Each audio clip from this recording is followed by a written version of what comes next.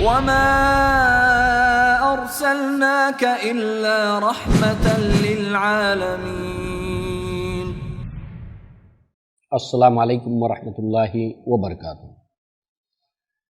ان الحمد للہ نحمده ونستعینه ونستغفره ونؤمن به ونتوکل علیہ ونعوذ باللہ من شرور انفسنا ومن سیئات اعمالنا، من يهده اللہ فلا مضل له ومن يضلل فلا هادی له، واشهد ان لا الہ الا اللہ وحدہ لا شریک له، واشهد ان محمدا عبدہ ورسولہ، اما بعد۔ وقال اللہ تبارک وتعالی: لقد كان لكم في رسول الله اسوة حسنة لمن كان يرجو الله واليوم الآخر وذكر الله كثيرا۔ رب اشرح لي صدري ويسر لي امری واحلل عقدۃ من لسانی یفقہوا قولی۔ ناظرین، سلسلہ سیرت النبی صلی اللہ علیہ وسلم کے بیان میں آج ہم اللہ کے نبی صلی اللہ علیہ وسلم کے نکاح کے تعلق سے کچھ تفصیلات کو جانیں گے۔ اللہ کے نبی صلی اللہ علیہ وسلم کا نکاح جو خدیجۃ الکبریٰ رضی اللہ عنہا سے ہوا، اس کے تعلق سے بہت سو کے ذہن میں یہ بات ہوتی ہے کہ یہ نکاح کس طرح سے ہوا تھا، چونکہ یہ واحد ایسا نکاح ہے جو اسلام سے پہلے اللہ کے نبی صلی اللہ علیہ وسلم کا ہوا ہے، نبوت کا آغاز ہونے سے پہلے۔ اس وجہ سے بھی یہ تجسس، یہ کریوسٹی لوگوں کے ذہن میں ہوتی ہے کہ وہ نکاح کس طرح سے ہوا تھا۔ اس حوالے سے ایک بہت ہی بین اور واضح حدیث ہے کتاب النکاح میں، بخاری میں بھی اور اس کے علاوہ دیگر کتب احادیث میں، کہ جس کے اندر عائشہ صدیقہ رضی اللہ عنہا نے جو عربوں کے اندر نکاح رائج تھے، جس کا چلن تھا جن نکاحوں کا، اس کی اقسام کو بیان کیا ہے، اس کی ٹائپس کو بیان کیا ہے، اور ان میں ایک بتایا ہے، ایک نکاح اس کے تعلق سے بتایا کہ فلما بعث محمد صلی اللہ علیہ وسلم بالحق حدم النکاح الجاہلیہ کلہ الا نکاح الناس اليوم، کہ اللہ کے نبی کی جب بعثت ہوئی، نبوت کا آغاز ہوا، تو وہ پہلے جاہلیت کے تمام نکاح کو ختم کر دیا اسلام نے، سوائے ایک کو چھوڑ کر جو آج بھی رائج اور جاری ہے۔ اس سے یہ معلوم ہوا کہ پہلے شرفاء کے اندر جو ایک نکاح ہوا کرتا تھا دور جاہلیت میں، تو اسی کو باقی رکھا جیسے اس روایت میں ہے۔ تو گویا کہ آج جو ہم نکاح دیکھتے ہیں اور نکاح کی تقریب کو اٹینڈ کرتے ہیں، تو اس میں ہم دیکھتے ہیں اس سے ہی ملتا جلتا جو ہے وہ نکاح جو ہے وہ دور جاہلیت میں بھی تھا، اور اسی طرز کے اوپر اللہ کے نبی صلی اللہ علیہ وسلم کا نکاح بھی ہوا ہے۔ تو لہٰذا ہم دیکھیں کہ وہ کس طرح کا نکاح جو تھا وہ ہوا کرتا تھا اور اللہ کے نبی کا ہوا، اور اس سے تھوڑا ہم تقابل جب کریں تو ہمارے لیے بات آسانی سے واضح ہو جائے گی۔ اس حوالے سے آپ دیکھیں کہ تقریب نکاح کے اندر جو ہے وہ اللہ کے نبی صلی اللہ علیہ وسلم کے رشتہ داروں کی طرف سے آپ کے جو بھی چچا تھے، رشتہ دار تھے، وہ موجود تھے، اور ان چچاؤں کے اندر جو ہے وہ ابو طالب ہیں، حمزہ رضی اللہ عنہ ہیں، اور دیگر چچا ہیں اللہ کے نبی صلی اللہ علیہ وسلم کے رشتہ داروں کی طرف سے موجود تھے، اور دوسری طرف خدیجۃ الکبریٰ رضی اللہ عنہا کی طرف سے ان کے چچا، اور بالخصوص اس کے اندر ورقہ ابن نوفل اور عمار بن یاسر، پھر وہ نفیسہ خاتون جنہوں نے اس رشتے کو بنایا تھا۔ تو اس طریقے سے دونوں قبیلوں کے بڑے بڑے شرفاء اور سردار اس نکاح کے اندر موجود تھے۔ چونکہ خدیجہ رضی اللہ عنہا کے جو والد تھے ان کا انتقال ہو چکا تھا پہلے ہی، تو اس حوالے سے خدیجۃ الکبریٰ رضی اللہ عنہا کی طرف سے جو ولی تھے وہ آپ کے چچا عمرو ابن اسد، یہ آپ کے ولی کے طور پر جو ہے اس نکاح کے اندر موجود تھے۔ اسی کے ساتھ ساتھ جو ہے وہ آپ دیکھیں کہ مہر کے تعلق سے جو ہمارے ہاں بھی آج جو نکاح ہوتا ہے اسلام کے اندر، اس کے اندر بھی ولی ہوتا ہے، دونوں طرف کے رشتہ دار بھی اس کے اندر شرکت کرتے ہیں اس نکاح میں، تاکہ گواہی رہے، لوگوں کو معلوم ہو۔ اسی کے ساتھ ساتھ جو ہے وہ ولی ہوتا ہے لڑکی کی طرف سے، آج جو نکاح اسلام میں رائج ہے اس میں بھی ولی ہوتا ہے۔ اسی طریقے سے اللہ کے نبی صلی اللہ علیہ وسلم کا جو مہر طے ہوا تھا وہ 12.5 اوقیہ چاندی، 12.5 اوقیہ چاندی یہ مہر طے ہوا تھا۔ اب اس کی جو قیمت بنتی ہے جب اس کو کنورٹ کیا جاتا ہے تو اس کے اندر 500 درہم جو ہے وہ اس کا جو مالیات یعنی اس کا جو ویلیو بنتا ہے، اس کو جب کنورٹ کرتے ہیں درہم کے اندر 12.5 اوقیہ چاندی کو، اور اسی طریقے سے جو ہے وہ اونٹنیوں میں جب اس کو کنورٹ کیا جاتا تو قریب 20 اونٹنیاں جو ہے وہ اس کی قیمت یہ بن جاتی ہے، اور قریب جو ہے وہ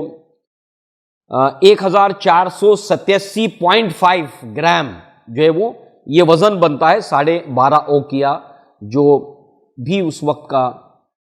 وزن یا پیمانہ تھا اس کے مطابق۔ تو اس اعتبار سے جب ہم اللہ کے نبی کی سیرت کو پڑھتے ہیں تو کہیں پتہ چلتا ہے کہ 20 اونٹنیاں مہر کے اندر رکھی ہوئی تھیں، اسی طریقے سے کہیں چاندی کا ذکر ملتا ہے جیسے کہ یہاں پر ہے، کہیں 500 درہم جو ہے وہ ملتا ہے مہر، کہیں جو ہے وہ اس چاندی کو وزن کے اندر کنورٹ کر کے ملتا ہے کہ 1487.5 گرام۔ تو دراصل یہ جو ہے وہ 12.5 اوقیہ چاندی کو کنورٹ کی بھی ساری تفصیلات ہیں۔ اس حوالے سے جو ہے وہ بات وہی ہے کہ 12.5 اوقیہ چاندی جو ہے وہ یہ مہر طے پایا تھا، اور یہ ساری کے ساری چیزیں جب کنورٹ کی جاتی ہیں گرام کے اندر یا درہم کے اندر یا اونٹنی کے اندر تو یہ بنتی ہیں۔ تو لہٰذا جو ہے وہ اس طرح سے مہر طے ہوا، اور اس کے بعد جو ہے وہ خطبہ نکاح کے اندر ایجاب و قبول جیسے آج موجود ہے، اس وقت بھی ایجاب و قبول تھا، خطبہ پڑھا جاتا تھا۔ ہاں، مگر خطبے کے اندر جو وہاں کا جو خطبے کی قسم تھی وہ قسم اور آج کی قسم میں جو تھوڑا بہت فرق تھا وہ ہمیں یہاں پر دیکھنے پر پتہ چلتا ہے۔ بہرحال اس خطبہ نکاح کے اندر جو ہے وہ نکاح کے اس خطبے کے اندر جو ہمیں اس کی سورسز، اس کے جو ذرائع ہیں، اس کے جو ماخذ ہمیں ملتے ہیں، اس کے اندر تاریخ الیعقوبی، طبقات لابن اسد، سبل الہدی والرشاد، السیرۃ الحلبیہ، المعجم الکبیر للطبرانی، اور دیگر کتب احادیث کے علاوہ تاریخ کی کتب میں یہ چیزیں ہمیں مل جاتی ہیں کہ کس طریقے سے اللہ کے نبی کا نکاح ہوا تھا۔ اللہ کے نبی کی طرف سے ابو طالب نے خطبہ پڑھا تھا اس مجمع کے اندر، جو بھی ہم نے سنا، جو لوگ موجود تھے اس تقریب کے اندر، اور خدیجہ رضی اللہ عنہا کی طرف سے ورقہ ابن نوفل، یعنی وہاں پر جو نکاح کا جو طریقہ رائج تھا جس کا ذکر عائشہ صدیقہ رضی اللہ عنہا نے کیا، اس کے مطابق جو ہے وہ ایک لڑکی کی طرف سے شخص ہوتا تھا، فرد جو قوم کا سردار ہوتا تھا، اور لڑکی کی طرف سے ہوتا تھا جو قوم کا سردار ہوتا تھا۔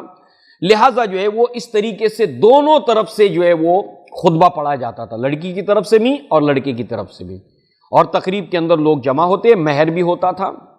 ولی بھی ہوتا تھا، گواہ بھی ہوتے تھے، جیسے آج ہمارے یہاں پر رائج ہے۔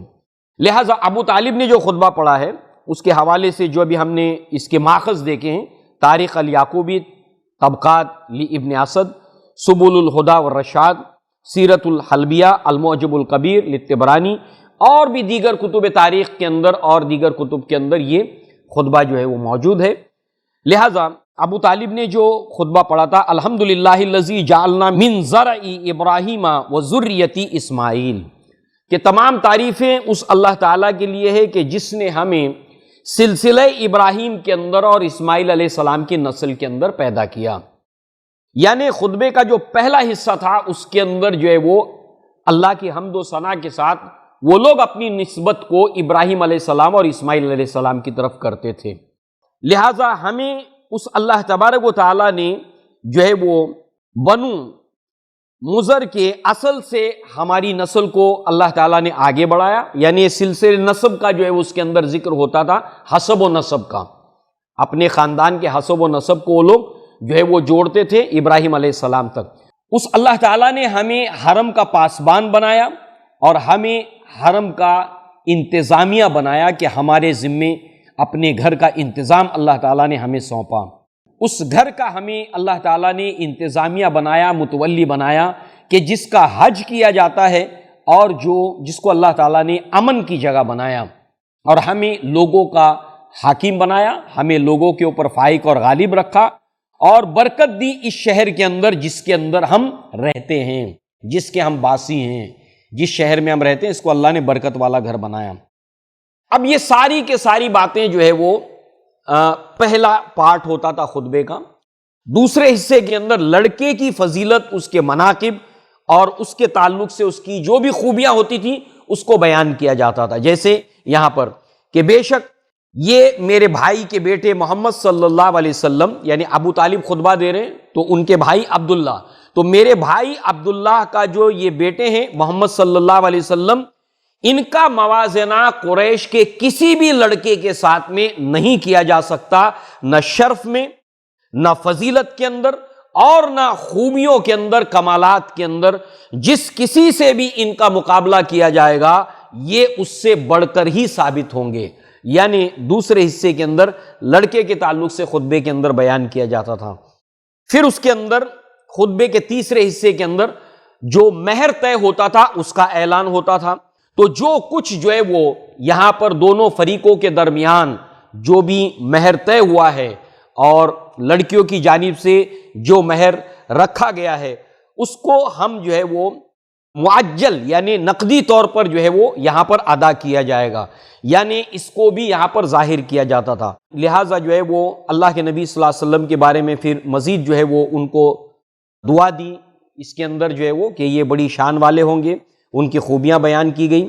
اور اس طریقے سے لڑکے کو لڑکی کو دعا کا حصہ اس کے اندر ایک ہوتا تھا. اب جوابی خطبہ لڑکی کی طرف سے دیا جاتا تھا،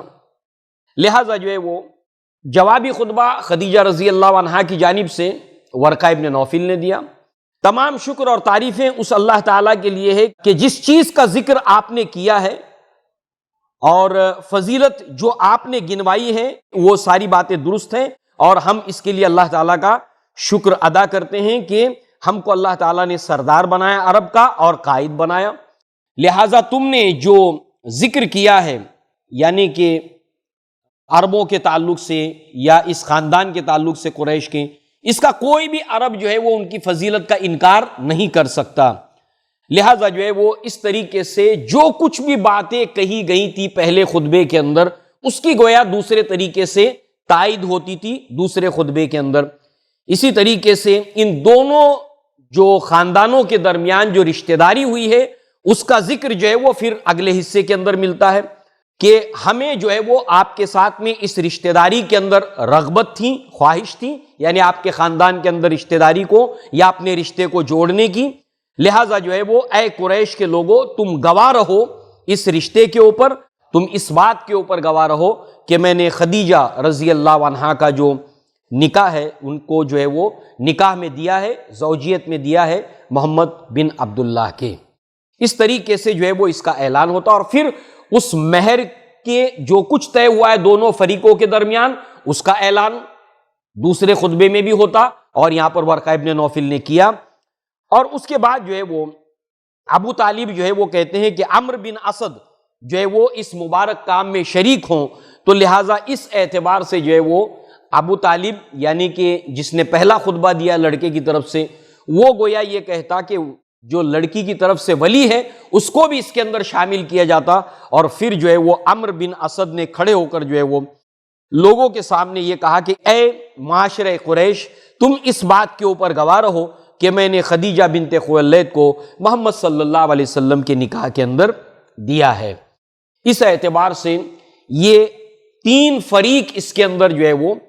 شامل ہوتے اور اس کی تائید ہوتی، جو کچھ دونوں طرف سے باتیں کہی گئی ہیں ولی کی جانب سے اس کی تائید ہوتی. اور اس کے ساتھ ساتھ جو ہے وہ اب اللہ کے نبی صلی اللہ علیہ وسلم نے ایک یا دو اونٹ نہر کر کے یعنی قربان کر کے جو ہے وہ ولیمہ کیا. یہ بھی ہمیں اللہ کے نبی صلی اللہ علیہ وسلم کے تعلق سے معلوم ہوتا ہے. اور اسی کے ساتھ آپ دیکھیں کہ اللہ کے نبی صلی اللہ علیہ وسلم کے نکاح میں خدیجۃ الکبریٰ رضی اللہ عنہا آئیں تو جو آپ کے فضائل ہیں، جو مناقب ہیں، وہ احادیث کے اندر موجود ہیں. اور اللہ تعالیٰ کی تدبیر کا یہ ایک حصہ ہے کہ اللہ کے نبی کے زندگی میں جب جو امہات المؤمنین میں سے جو بھی خاتون آئی ہیں وہ اس وقت اللہ کے نبی کے نکاح میں آنے کا جو وقت ہے، جو ٹائم ہے، وہ بالکل ہمیں پرفیکٹ ٹائم نظر آتا ہے کہ جو اللہ کے نبی کی سیرت میں جس نوع کی خاتون جو ہے وہ ان کی ضرورت تھی اس طرح سے اللہ کے نبی صلی اللہ علیہ وسلم کا نکاح ہوا ہے. اور ان میں سب سے پہلے خدیجہ رضی اللہ عنہا کا نکاح اللہ کے نبی کے ساتھ جو ہوا، اس کے تعلق سے ایک معروف اور مشہور روایت ہے کہ اللہ کے نبی صلی اللہ علیہ وسلم کو یہ خبر دی گئی کہ خدیجۃ الکبریٰ رضی اللہ عنہا بھی آپ کے پاس آئیں گی، اور اللہ تعالیٰ انہیں سلام کہتا ہے اور جبریل انہیں سلام کہتے ہیں۔ تو جب خدیجہ رضی اللہ عنہا اللہ کے نبی صلی اللہ علیہ وسلم کی خدمت میں آئیں تو اللہ کے نبی صلی اللہ علیہ وسلم نے آپ کو یہ خبر دی کہ اللہ تعالیٰ اور جبریل علیہ السلام آپ کو سلام کہتے ہیں۔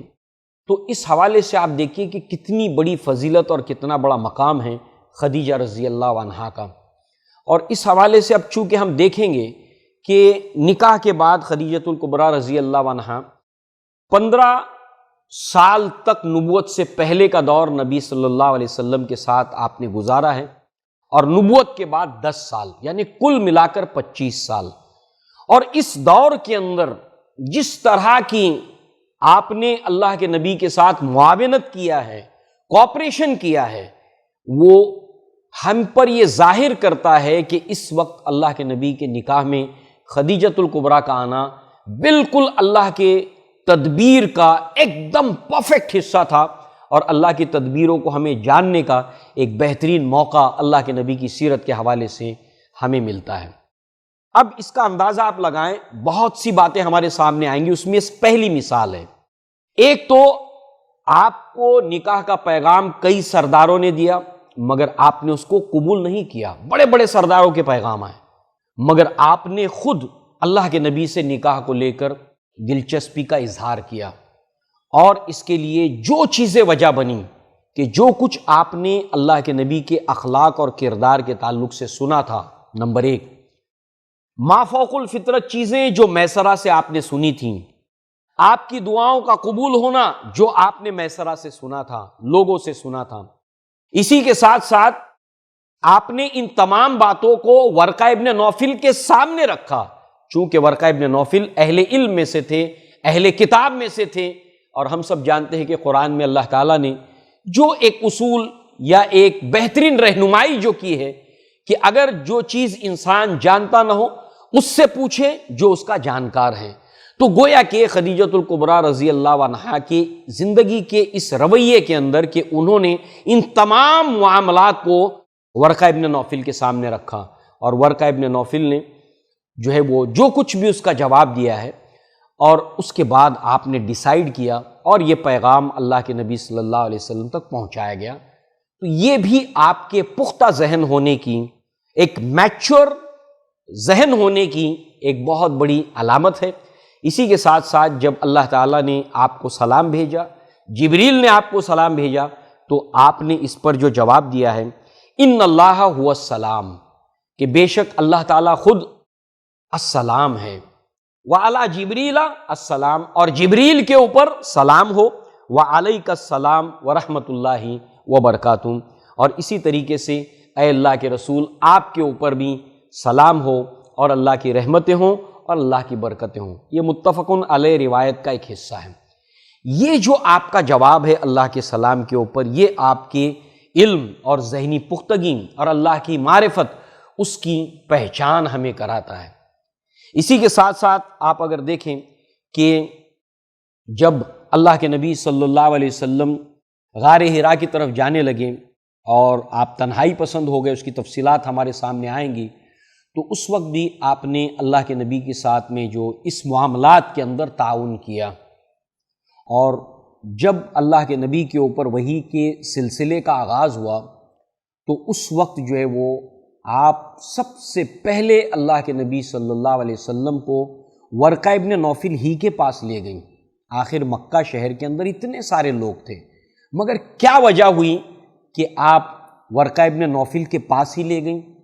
اس سے معلوم ہوتا ہے کہ جس معاملے کا ذکر اللہ کے نبی صلی اللہ علیہ وسلم کر رہے ہیں، اس کا صحیح جواب ورقہ ابن نوفل دے سکتے ہیں۔ بہرحال کیا اس کی تفصیلات تھیں، اس کے کیا جوابات تھے جو ورقہ ابن نوفل نے دیے، اس وقت ہم اس کو دیکھیں گے۔ یہاں پر صرف یہ بات کہ کس طرح سے اللہ کے نبی کی زندگی میں خدیجۃ الکبریٰ کا جو رول ہے وہ بالکل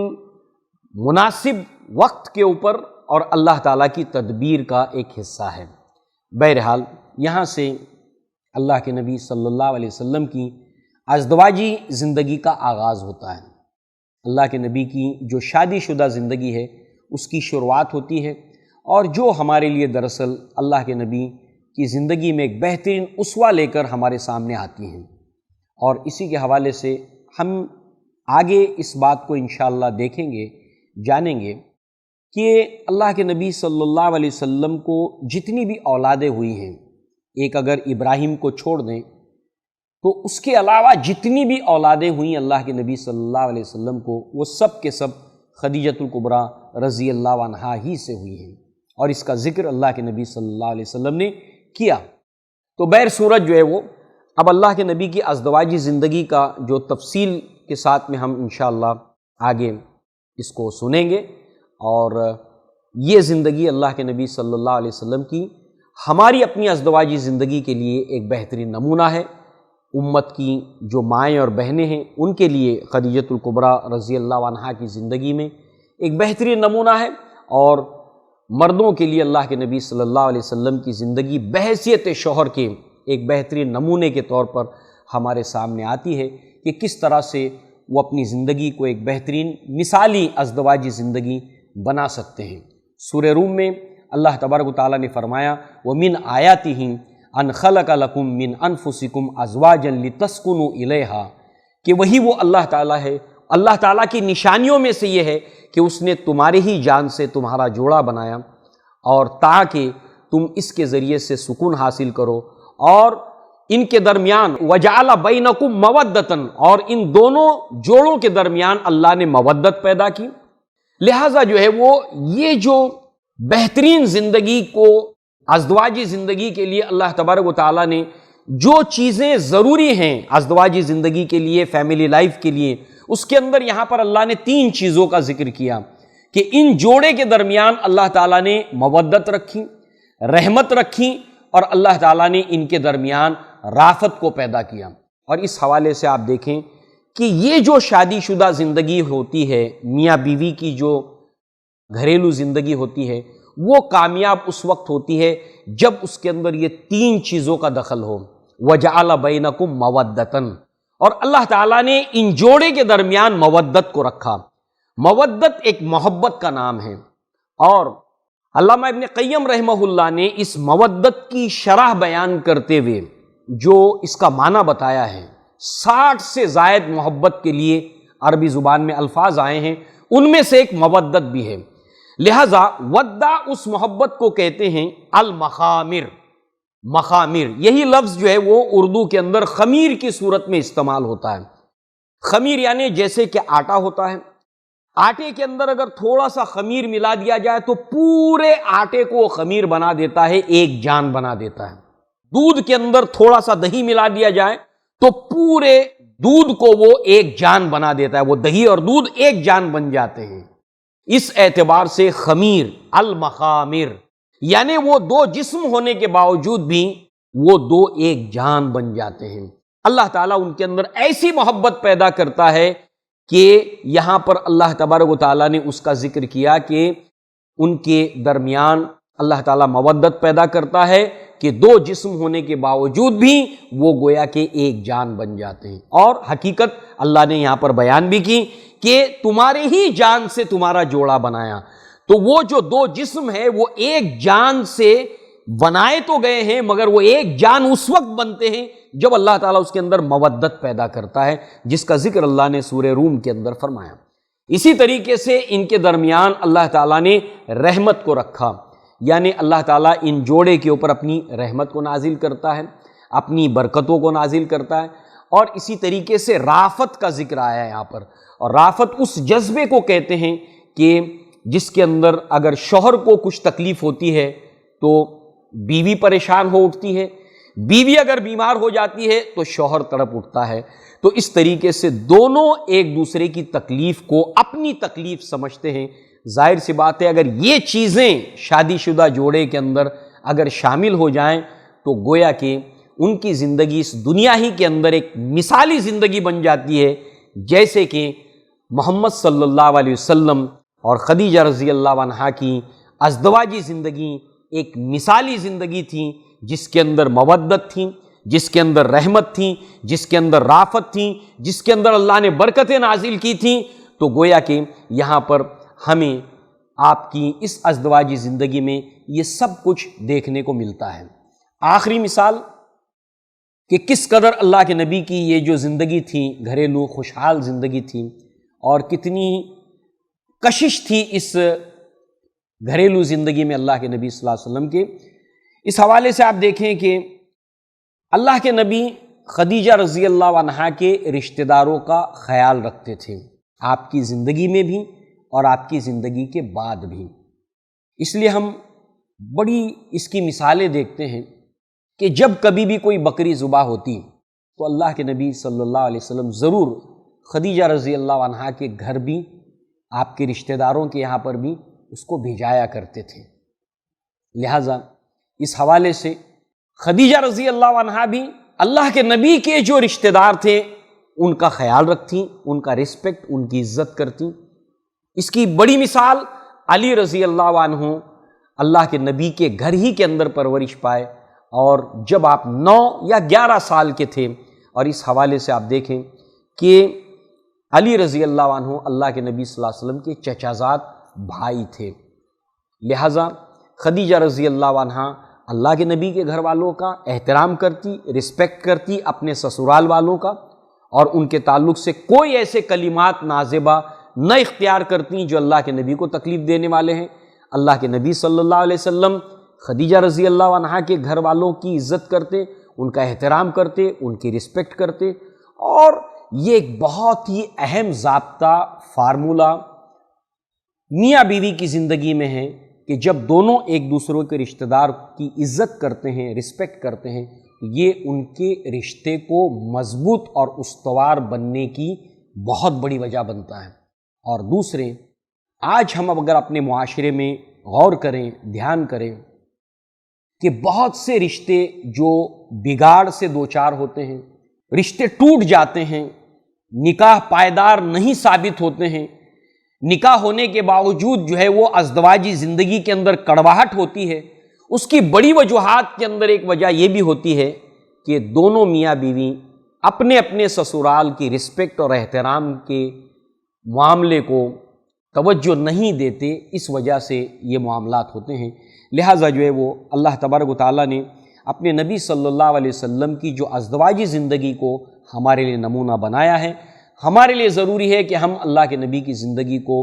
بغور پڑھیں، سمجھیں، جانیں، اور اس کے مطابق اپنی انفرادی اور اپنی عائلی اور ازدواجی زندگی، فیملی لائف کو اسی طریقے سے انہی اصولوں کے اوپر جو ہے وہ پروان چڑھانے کی کوشش کریں۔ اس میں الحمدللہ دنیا اور آخرت کی کامیابی ہے۔ اللہ تبارک تعالیٰ سے دعا ہے کہ اللہ تعالیٰ ہمیں اس کی سمجھ عطا فرمائے اور اس کے مطابق اپنی فیملی لائف کو، اپنی ازدواجی زندگی کو سنوارنے کی توفیق عطا فرمائے۔ اقول قولی ھذا واستغفر اللہ لی ولکم ولسائر المسلمین والمسلمات، وآخر الدعوانا ان الحمدللہ رب العالمین۔ السلام علیکم ورحمۃ اللہ وبرکاتہ۔ وما أرسلناك إلا رحمة للعالمين